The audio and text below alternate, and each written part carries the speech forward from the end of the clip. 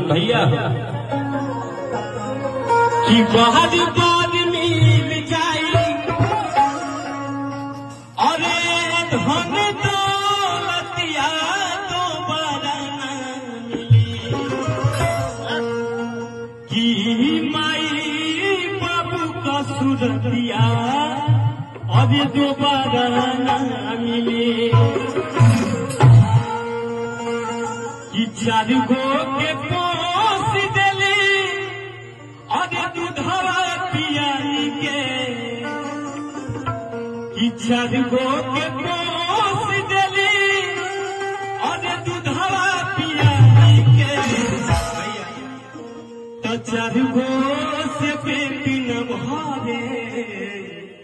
देखो रे गोमाई के। लेकिन कहेगा भैया कि बार बाद मिल जाए बार बाद मिल जाए धन दौलतिया दोबारा न मिले बार बाद मिल जाए धन दौलतिया दोबारा न मिले माई बाबू का सूरतिया दोबारा न मिले माई बाबू का सूरतिया